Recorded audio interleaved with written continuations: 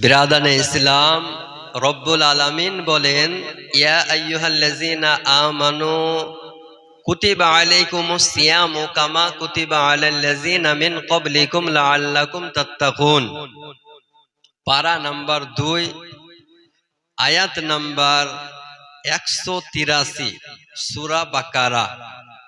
মহান আল্লাহ বলেন, হে ঈমানদারগণ, তোমাদের উপর রোজা ফরজ করা হয়েছে, যেমন পূর্ববর্তীদের উপর রোজা ফরজ করা হয়েছিল, যাতে তোমাদের পরহেজগারি অর্জিত হয়। আজিজানে মোহতারাম, এই আয়াত হতে দিবালোকের ন্যায় প্রমাণিত পবিত্র রমজান মাসের রোজা হলো ফরজ। কোনো ব্যক্তি যদি রমজান মাসের রোজাকে অস্বীকার করে, তো সেই ব্যক্তি সঙ্গে সঙ্গে মুসলমান থেকে বেরিয়ে যাবে, কাফির হয়ে যাবে। শরীয়তের কারণ ব্যতীত পবিত্র রমজান মাসের রোজা ত্যাগকারী কঠিন গুনাহগার এবং জাহান্নামের শাস্তির যোগ্য। কোথায় লেখা আছে?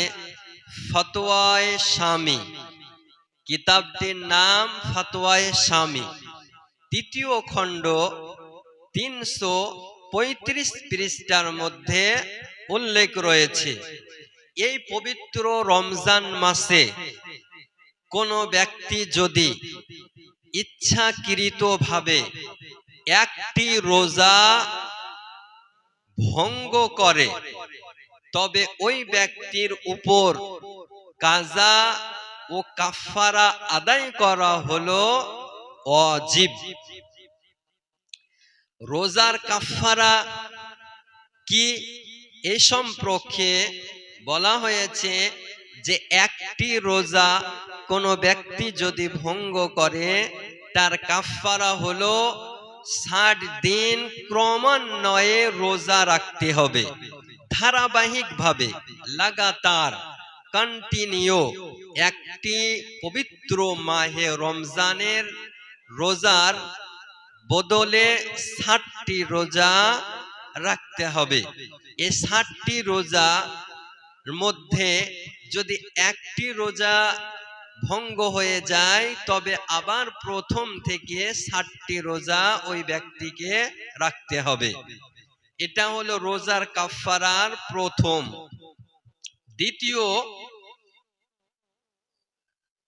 60 জন মিসকিনকে, ফকিরকে একটি রোজার কাফারা আদায় করার জন্য 2 বেলা পেট ভরে পরিপূর্ণ পেট খাওয়াতে হবে।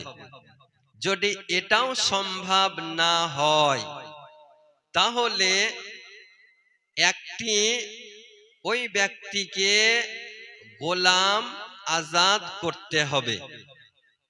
60 জন মিসকিনকে 2 বেলা পেট ভরা খাবার খেতে দিতে হবে, না হলে 60টি রোজা রাখতে হবে। কোথায় লেখা আছে?